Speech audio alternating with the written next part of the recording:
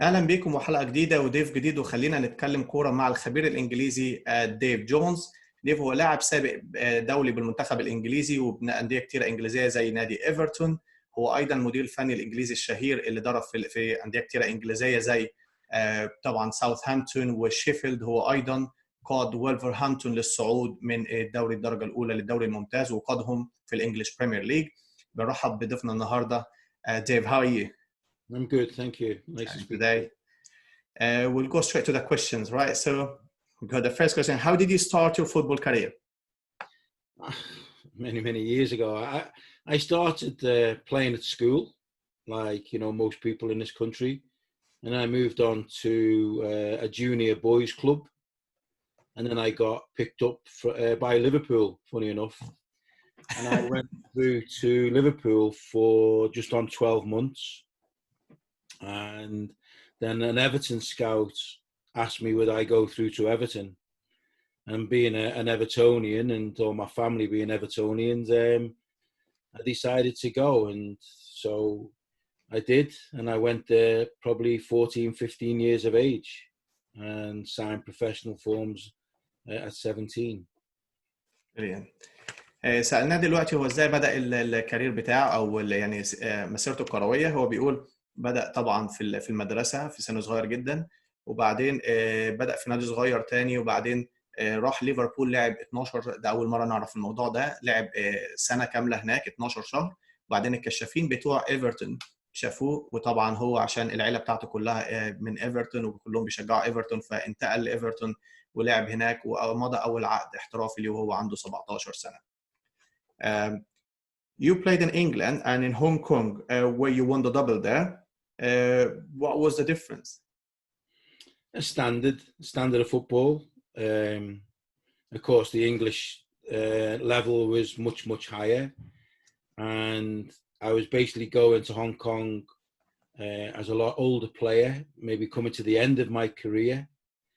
So, and there was a lot of players there at the time that were doing the same, but probably quality of player and the standard of the league that you were playing in England was far higher.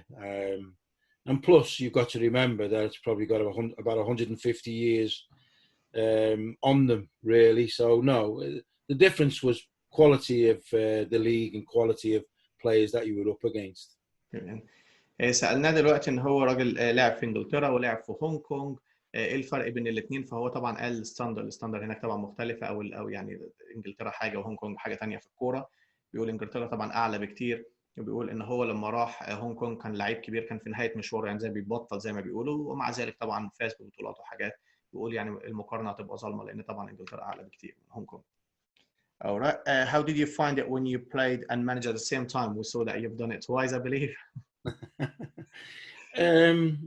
It was difficult. You've got to have the right people around you. And I only did it for a short time. And it was really early on in my management career.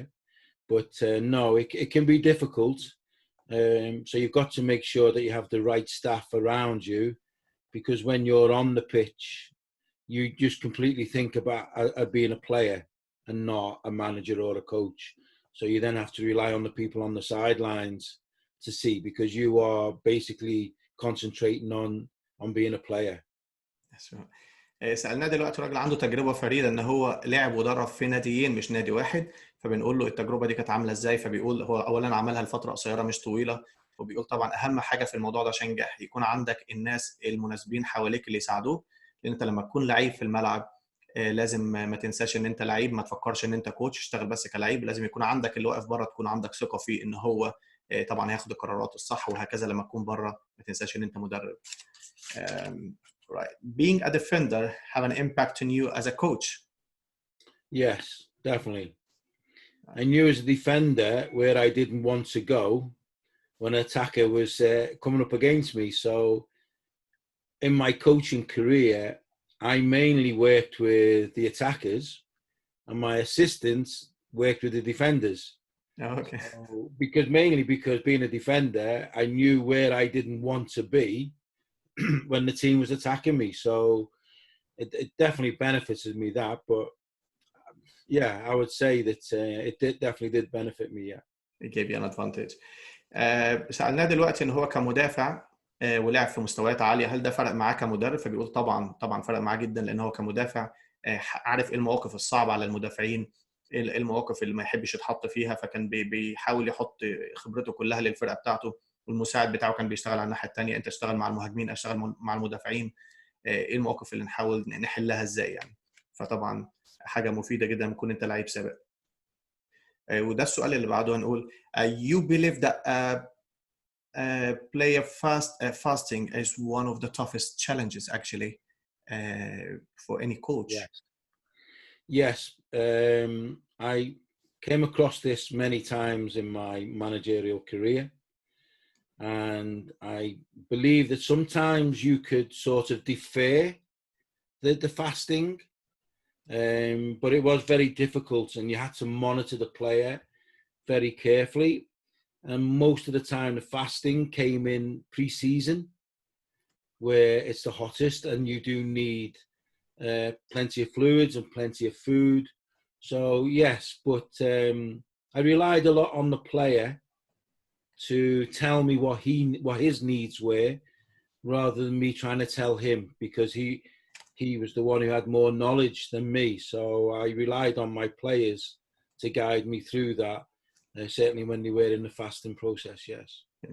سألناه دلوقتي بالنسبة للعيبة اللي بيصوموا، هل دي مشكلة قابلته؟ لأن هو كان اتكلم في الموضوع ده خصوصا في إنجلترا ومع سرعة المباريات والمجهود اللي بيتبذل.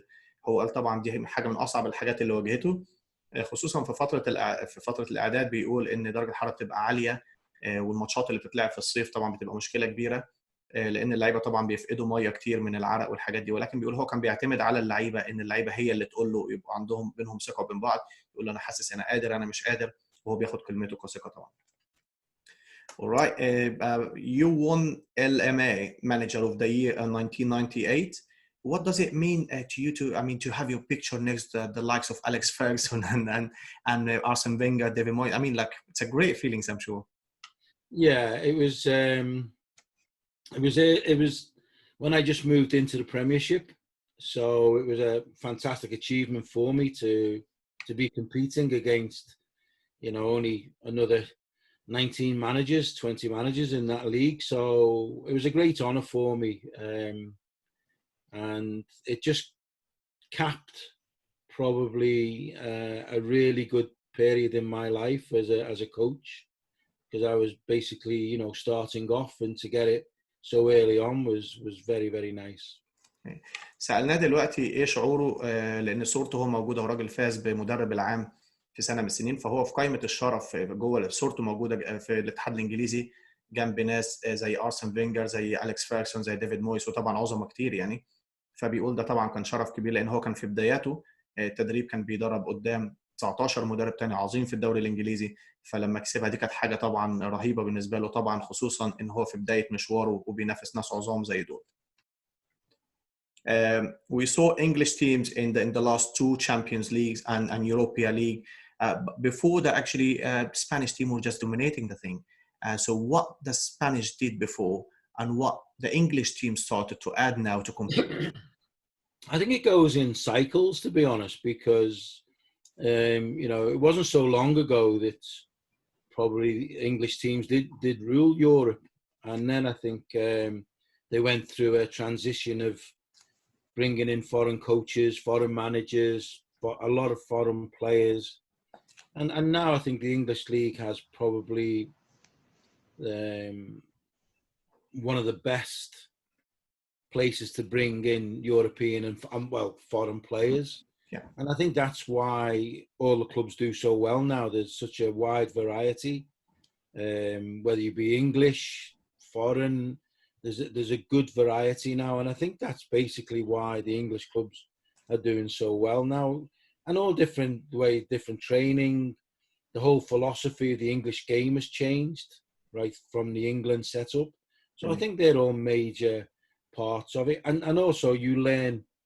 I think a lot of the British players have learned a lot from foreign players coming into the country as well.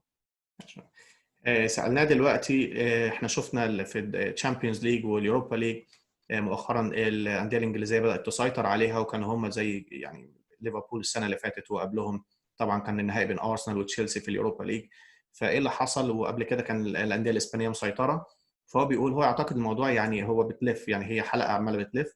بنشوف كان في الدنيا بتتبدل، يعني من قبلها كان في مانشستر يونايتد وتشيلسي كانوا برضه هم اللي مسيطرين وهكذا، وبعدين هو يعني بيقول الامور بتتغير، يعني الناس الانجليزي هنا بيجيبوا مدربين اجانب، والعكس في اسبانيا كله بيطلع وبينزل. فيعني هو ملهاش اي مبرر غير يعني هي الامور بتتبدل كل سنه كويسه لدوله، والسنه الثانيه بتبقى كويسه لدوله ثانيه. We see Arab and African players starring in the Premier League and in Europe in general, but we don't see coaches, Arab coaches or African coaches. Do you think it's the location, or do you think it's the culture, language barrier, or do you think you're just not good enough? What do you think? Well, I certainly don't think it's a language barrier, because football all over the world has the same sort of language, to be honest. It doesn't take a great deal to coach a foreign player, whether this country or moving to another country. When I saw that question, I don't really know. I never really realised that there hadn't been. Maybe in this country, I know in Germany it's very difficult, because they only like to take German coaches. Very, very rarely do they take foreign coaches. Spain, I think, I've also looked, and they haven't got many, so I can't really answer that. It's but I'd never really thought about it. But I'm sure there's many coaches and managers, you know, in the far parts of the world that could quite easily come, because you know, some of them have some really good records. So I've never really thought about it, so I can't really give you a true answer on that, Hossam, so I'm sorry about that, but I don't see why there shouldn't be, if I'm being truthful. That's right. سألناه دلوقتي بالنسبة احنا بنشوف لعيبة كتير عرب وأفارقة يعني بيتألقوا في الدوريات الأوروبية وفي إنجلترا خصوصا. ليه ما بنشوفش مدربين عرب بيعملوا الموضوع ده؟ هل هي لغة، ولا هو بعد الجغرافي، ولا إيه المشكلة بالظبط، ولا هم مش كويسين كفاية يعني؟ هو بيقول ما أعتقدش إن اللغة ليها أي دخل في الموضوع، لأن لغة كرة القدم بنشوف أي حد بيمرن أي حد. ولكن هو يعتقد، هو نفسه بيقول انا مش عارف، انا ما شفت برضو السؤال ده، انا مستغرب ليه، يعني هو عمره ما لاحظ الموضوع ده. ممكن بيقول في المانيا شويه، في جيرماني شويه الموضوع مختلف، بيحبوا الالمان اكتر، هم اللي يدربوا او انما بيقول هو مش متاكد ايه المشكله، ما عندوش اجابه، بس هو بيتمنى ان هو يشوف مدربين عرب كتير هنا، ويعني بيتمنى لو هو يقدر يساعد باي حاجه شخصيا يعني. Okay, back to Arab players. What's your opinion about the Arab players in general, and particularly Salah now? Well, I mean, you're talking about one of the best players in the world at this moment, and you know, Arsenal have got an Egyptian player, Villa have got an Egyptian player, you know, you had Mido that played here, so there's many players come across from Egypt and settle really well in England, and probably all parts of Europe. There's a lot of good players, and when I was at Wolverhampton, yeah, I had a player, an Arabic player, so no, they are, and I brought in the San Kashoul from Morocco and that, so I have had players from around the world, and certainly from the African nations, and no, there's a lot of good players, and I think sometimes it's an untapped area. yeah. Sometimes we're lazy in our recruitment. We go and look at these players sometimes, but no, I know there's a lot of good players out there, and certainly I wouldn't hesitate in bringing any player from Egypt, because there's a lot of quality players there. سألناه دلوقتي عن رأيه في اللعيبة العرب عموما، وخصوصا طبعا صلاح دلوقتي، هو بيقول يعني أنا من أحسن لعيبة العالم، مش محتاج هو يقول رأيه، الناس كلها بتتكلم عليه. بس هو بيقول طبعا في أرسنال، شفنا نني في أرسنال، شفنا في أستون فيلا دلوقتي المحمدي، وتريزيجيه طبعا، يعني هو بيقول هو نفسه درب لعيبة عرب وأفارقة قبل كده في وولفرهامبتون، لعيب من المغرب. يعني بيقول ان هو طبعا خبرته بيهم كويسه جدا، وعمره ما هيتردد ان هو لو لقى لعيب كويس اي عربي او مصري عموما طبعا ان هو يجيبه ويأيده عنده في النادي. Alright, so we've got another thing like 2001, when you won the promotion with Wolverhampton to the Premier League, you spent over £7 million to, you know, that was the largest spending in one transfer period. now we see about 300, 400 million one transfer period. Do you think that the world changed? Do you think this is ruining football, or do you think it's helping football? Well, they didn't actually give me enough money. 7 million was nowhere near enough. And I think the club, talking to previous managers now that have been at the club, and the old CEO, Jez Moxey, they realised that they made the mistake in not spending more going into the Premiership. They needed to spend more, and they didn't.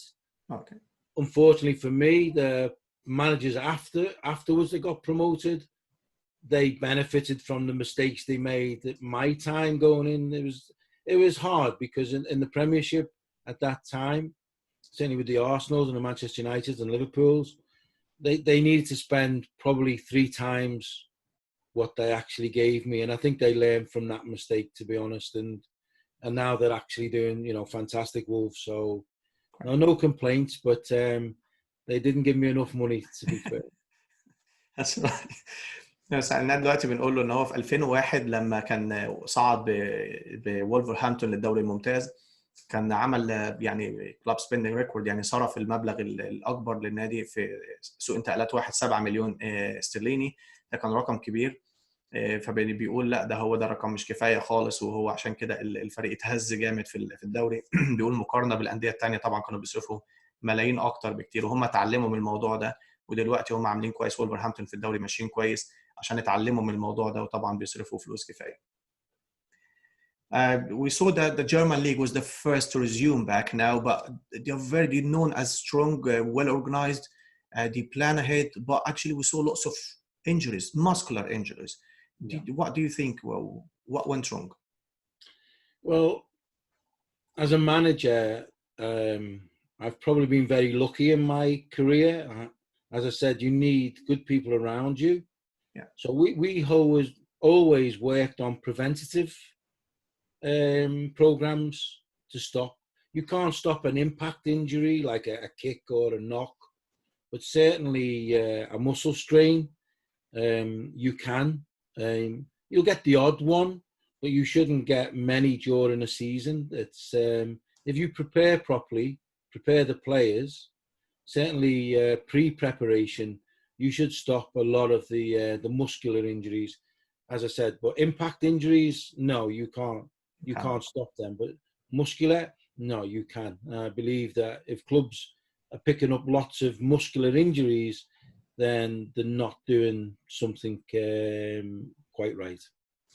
سألناه دلوقتي في ألمانيا، الألمان معروفين بقوتهم طبعا وإن هم منظمين جدا. إزاي أول ما الدوري رجع دلوقتي في إصابات عضلية بالجملة عندهم؟ فهو بيقول الإصابات التانية دي طبعا ما تقدرش تعملها، اللي هي لو خبطة أو كدمة أو كده أو ركبة ما تقدرش تعملها. إنما بالنسبة للإصابات العضلية بيقول هو كمدرب لازم أهم حاجة إن هو بيحضر كويس جدا للموسم. اللعيبة بيبقى عندها المخزون العضلي الكفاية إن هم يشيلهم طول الموسم.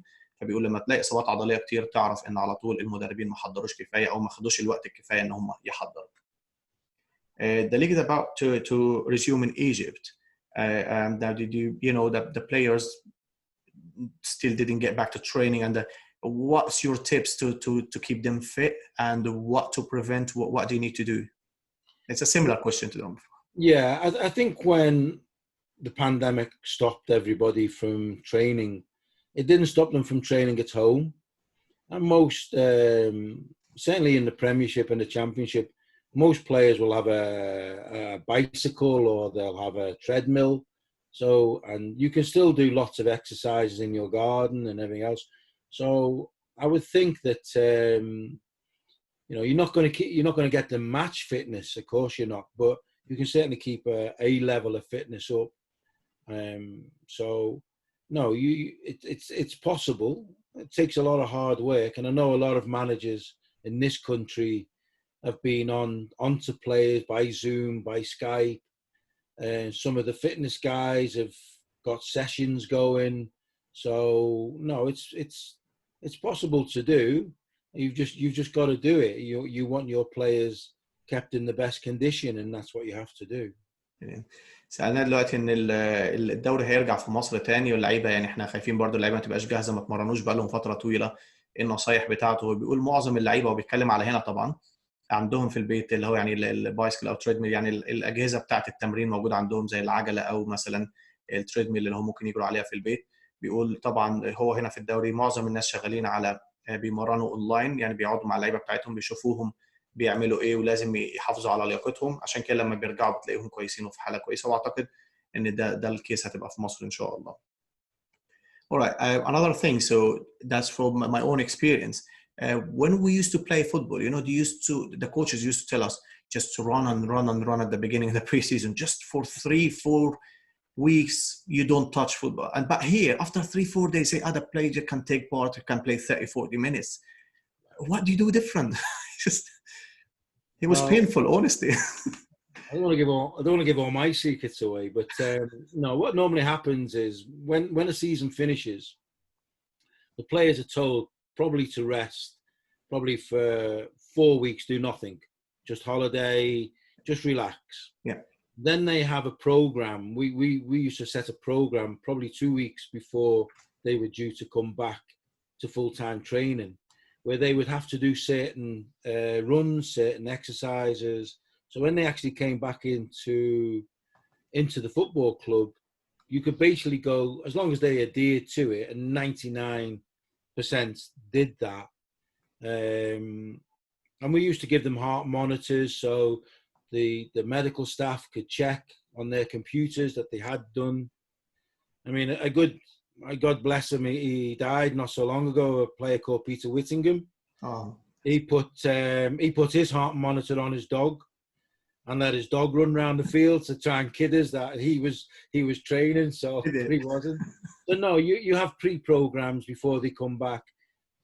I only used to do 5 weeks back before we started the season, but we were basically doing 7 to 8 weeks because they were doing runs at home and certain things when they're on holiday. So if they do the pre-season at home and then come in, then you can basically go straight into ball work. And as you said, 3 or 4 days in, they're probably playing 30-40 minutes of a football match amongst themselves, and probably 7 days before they play their first competitive game. Okay. سألنا دلوقتي احنا يعني في مصر احنا عارفين الفرق لما بتبدأ فترة الإعداد بتقعد حوالي 3-4 أسابيع بس يتمرنوا وجري وجيم وي على ما يبدأ نلعب ماتش. كانوا بيقولنا مثلا بعد 6 أسابيع أو بعد شهرين على ما تبدأ تلمس الكورة. هنا في انجلترا بنسمع بعد 3-4 أيام يقول لك اللعيب ده جاهز انه يلعب نص ساعة او 40 دقيقة في ماتش تنافسي، ومنهم ما بيتعوروش، يعني مفيش اصابات بتجي لهم. فبنقول له ايه الموضوع، فبيقول انا مش عايز اقول اسرار كتير، ولكن هو بيقول فترة الراحة السلبية بتبقى ممكن 3 أسابيع 20 يوم، وبعد كده بيدوا اللعيبة برامج حتى وهم في الراحة بتاعتهم بيعملوها، بيبدأوا يجروا، بيبدأوا يدخلوا جيم، بيبدأوا في أجهزة بيدوها لهم بيقدروا يتابعوهم يعني اونلاين، بيقدروا يشوفوا الهارت ريت بتاعهم. فبيقول حتى كان في واحد عنده في الفرقه ادى الكلب بتاعه الجهاز ان هو كان بيسيبه يحطه عليه عشان الكلب بيجري، فطبعا بيفتكر ان هو بيتمرن، وده طبعا اتصاب اول ما رجع، وده كان مشكله كبيره. فبيقول اللعيبه مش محتاجين اكتر من الفتره دي اللي هم بس يتمرنوا في البيت او يتمرنوا في البرامج العاديه بتاعتهم قبل ما يرجعوا، وبعد 3-4 ايام من التمرين مع الفرقه بيبقوا جاهزين ان هم يلعبوا ماتشات على طول، ودي طبعا حاجه بتديهم ادفانتج كبيره. Does a manager need to be an ex-player, and how do you advise young new managers who are starting their new career? No, you don't have to be an ex-player. You've got to know about the game. I would say that, but you don't have to be an ex-player. You don't have to be a top player to be a coach or a manager. No, you don't need to be, but you need to know the game, of course. You need to know. So I would definitely say you have to be that. For new managers coming in now, try and gain as much knowledge from people that have been there. I had a great mentor in a guy called John Sainty, who guided me through my early years as a young manager, young coach. Sometimes I'd want to lose my head and shout at players and everything else, and he used to tell me to sit back and just have a think about what I was going to say, so I didn't say the wrong thing and upset a player. So I think it's important that you have someone with you that you can lean on and guide you and help you through situations that you wouldn't normally be used to, because you're coming normally straight from a player into that position of coaching, and it is totally different. Thank you. بنقول له هل المدير الفني بيحتاج ان هو يكون لعيب سابق؟ هل ده بيضيف له؟ هل مضطر ولا مش مضطر؟ وايه نصيحته للمدربين الشباب اللي بيبداوا مشوارهم؟ فهو بيقول لا، مش لازم طبعا يكون لعيب سابق، ولكن لازم يكون قرايته للعب كويسه، ويكون عنده درايه كويسه بالكوره، يعني يكون متابع كويس للكوره وعارف ايه اللي ممكن يضيفه وايه اللي ممكن ما يضيفوش. بيقول نصيحته للمدربين الشباب الصغيرين، بيقول له اتعلم اكتر واعرف واسال الناس اللي دربوا قبل كده، خد اللي تحتاجه وما تاخدش اللي مش محتاجه، اقرا كتير، اتعلم، اتفرج على ماتشات. وبيقول هو كان عنده واحد بينصحه شخصيا، يعني هو قال اسمه بس انا مش فاكره. بيقول واحد كان بينصحه شخصيا وبيقول له اعمل ايه وما تعملش ايه. كان احيانا بيتهور ويطلع يتكلم مع الناس، يزعق فيهم، يقول له لا لا اصبر، فكر هتقول ايه قبل ما تقول اي حاجه. بيقول يعني مهم جدا يكون حد حواليك بينصحك في كل خطوه جديده بتعملها. How do we deal with your best players? So, when they are misbehaving. So, for example, they are pretend being injured or, like just lazy or whatever. What do you do? Well, I would hate to think that in my time I had a player that faked an injury. I can't recall anybody faking an injury. Misbehaving, I think you either leave them out or you get rid of them, you sell them, whatever, I think you no matter how big they are. Yes, of course. Because we have a saying, and I don't know whether it's the same in Egypt, but one bad apple in a bunch can ruin a lot. So if they're causing too much trouble, early on in my career, I actually asked Alex Ferguson, what does he do with a problem player? And he said, give the problem to somebody else. What he told me. So I've been quite lucky. I've not really had a problem player to the extent where one I did sell one player because I thought he was detrimental to what we were trying to do within the football club, and that's just a decision that you have to make sometimes. But no, you speak to them. If they don't come into line, then give them to somebody else who might do better with that person. Ruin another team. Trying to fight. Yeah, it's a difficult one to answer, to be honest, Hassan, because it's, but if you've got problem players, get rid, because you won't get the results and they'll end up getting rid of you. So that's the only advice I can give to any manager, really. Thank you. سألنا دلوقتي ايه اللي ممكن يعمله مع لما يكون عندك احسن لعيب في الفرقه ولكن مش ملتزم او بيعمل مشاكل او بيدعي الاصابه او بيتكاسل او فقال طبعا يعني هو مش فاكر ان هو قابل اي حد بيدعي الاصابه في المشوار بتاعه، ولكن بيقول انه طبعا لو عندك لعيب مش كويس، تفاحه واحده مش كويسه في الباسكت هتبوظ كل التفاح الثاني. هو بيقول هو شخصيا سال أليكس فيرغسون قبل كده، بيقول له ايه اللي ممكن تعمله، يعني ازاي لو كان عندك نجم وعامل مشاكل تعمل فيه ايه؟ قال صدر المشكله لفرقه ثانيه، وديه فرقه ثانيه وخليه يعمل لهم مشاكل. فهو بيقول الموضوع ده هو حصل معاه هو شخصيا مره واحده بس، وباع اللعيب، لان بيقول لو انت سبت اللعيب ده وهو ما التزمش في الاخر انت اللي هتترفض وانت هيكلفك شغلك انت، فاحسن وديه في مكان ثاني وسيب حد ثاني يتعامل معاه.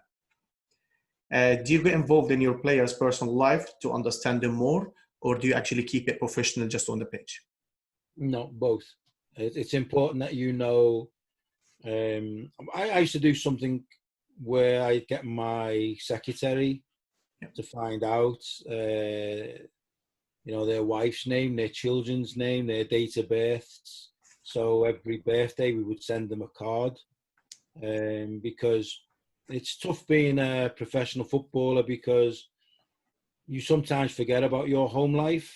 Yeah. Because you're so engulfed in the football world. So no, you try and gain as much knowledge, because you are dealing with individuals as well, and they all come with different problems. I've had many players with mental issues and everything else. So yeah, you need to get as close as you can to them, but you also have to be professional, because you are one day either going to sell them or let them go or leave them out the team. So no, it's important that you get to know as much information as you possibly can, and as much information as the player wants to give you as well. Of course, yeah. سألناه دلوقتي هل هو بيتدخل في حياة اللعيبة الشخصية، بيحاول يعرفهم أكتر ويقرب منهم، ولا بيخلي العلاقة بس بروفيشنال في الملعب؟ فهو بيقول لا طبعا هو بيعمل الاثنين، بيخليها بروفيشنال وفي نفس الوقت بيقرب منهم عشان يعرف حاجتهم. بيقول كان عامل سكرتارية مخصوص للموضوع ده، كانوا زي بيعرفوا أساميهم، أسامي مراتاتهم والأطفال والكلام ده، ويبعتوا لهم كروت معايدة وحاجات في أعياد الميلاد. بيقول ما تنساش إن اللعيبة أو أنت كلنا حياتنا إحنا هيومن، وعارفين احنا بشر، وعارفين طبعا ايه الحاجات المهمه اللي بتفرق، الفروق الصغيره اللي بتفرق في حياه اللعيب. بيحاول يقرب منها ويفكرهم ان هم عيله ويقدروا يعتمدوا عليه، ولكن في نفس الوقت لما الامور بتوصل للحياه الشخصيه طبعا هو كان بيبقى بروفيشنال بره الحياه الشخصيه، في الملعب بيبقى بروفيشنال، خصوصا ان ممكن اللعيب ده يمشي او كده، فيعني كان بيحاول يخلي الحدود برضو موجوده. What are the main components consider planning for a new season for you? Well, I used to work in 3 parts, so 3 different stages of the season. So if you were trying to go for promotion, or certainly probably your season starts in August. So coming into December, you would have a rough idea of how you're doing and where you are, and whether you're then in a position to keep going for promotion. So I used to work in 3 stages. Sometimes it would work. You would get the points tally that you were asking, and sometimes you didn't. So I think you have to break the season down in different components and work out, because you can get injuries. You might need to find players because you've got long-term injuries, whether they be loan or you bring someone in on a permanent. So football it changes every minute of the day. Not just every week or every month. Things change every minute during the day. So the better prepared you are, the more chance you have of succeeding in what you want to achieve. But I used to break the season down in 3 parts. So come to the last maybe 10 games, that you knew what you had to do, maybe, hopefully to win or get to a playoffs. And on the odd occasion, try and stay in the league. So very important that you break it down and try and work it out what your squad's capable of doing at certain times of that year. سألناه طبعا هو خبير في التدريب، بنقول له انت بتعمل ايه في بدايه الموسم، الحاجات المهمه او المراحل اللي انت بتركز عليها. فبيقول هو بيركز على 3 مراحل في السنه، بيقسم الموسم بتاعه 3 مراحل، وعلى حسب برضو الهدف بتاعه.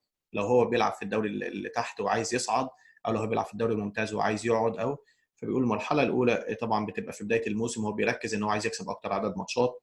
بعدين بيقول بعد كده في ديسمبر بيقيم الموضوع، واخر حاجه خالص اللي هي بتبقى اخر 10 ماتشات بيشوف هو وصل فين، هل عايز يقعد، ايه النقط اللي محتاجها، بيقيم الخصوم بتوعه.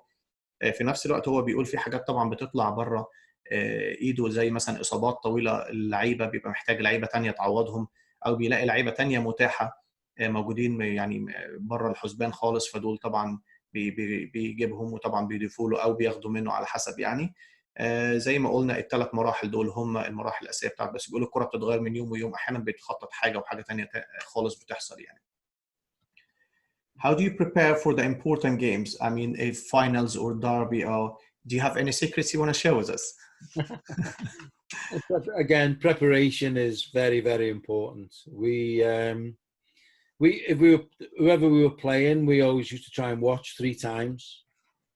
And then myself and my coaches would, more so the coaches, they would watch all the games and then give me mostly set plays or the style of play or who they felt was a danger from a set play.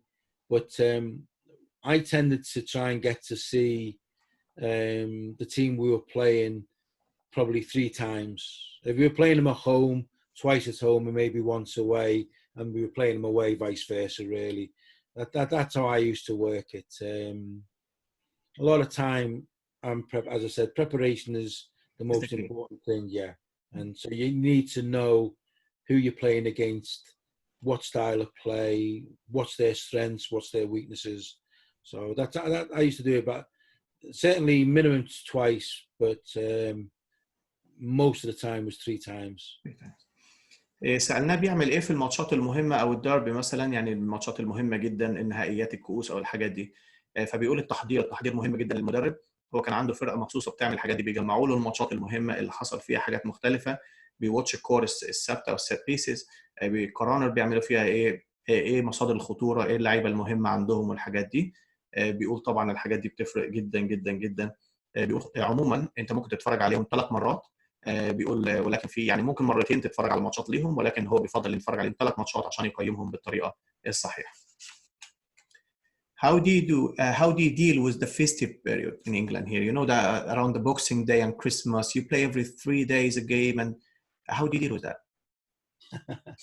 It's difficult because, as I said before, you know that if you're going to pick up injuries, that's the time that you do pick up due to tiredness. So hopefully you've got a good squad of players, a fit squad of players, and you just have to make sure that certainly rest is very, very important. You're not going to train as much over that period of time.